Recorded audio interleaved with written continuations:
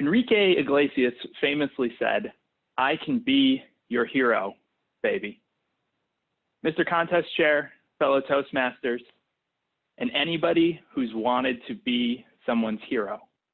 And today, that person was Roger. Roger, thank you so much for this speech. What an incredible message. One that is appropriate really any time, but especially during the times that we're living in right now. Now, some of the things that I absolutely loved in your speech, I thought you did a great job using imagery to help tell a story. When you described Blake as old, frail, with a salt and pepper beard, I could picture Blake. When you said he sprung up like a 22-year-old, I could picture him springing up. And when you were standing in that diner, looking out as he had his hands on the glass, we were in that diner with you.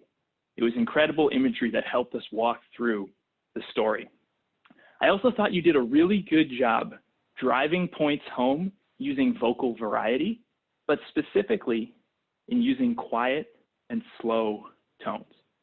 When a lot of people think of vocal variety, they think of being loud and passionate, and that is certainly a part of vocal variety, but there's the often overlooked part of slowing down and being quiet to drive home a point. Now, I think there might have been an opportunity here to even drive some of those points home further.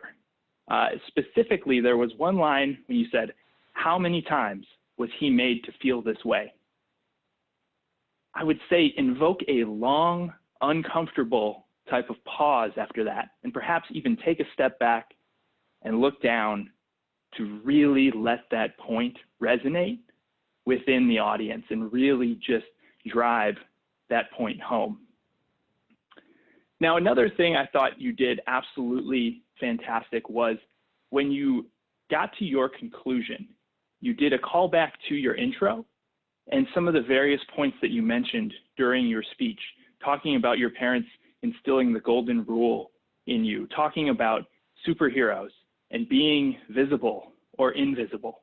I thought that was a really advanced technique to really call it back and kind of tie the whole speech together and put a nice bow right on the top. Now, the only other piece of advice I would have is with the conclusion, while I thought you did a good job concluding the speech, I think you could maybe do it a little more succinctly.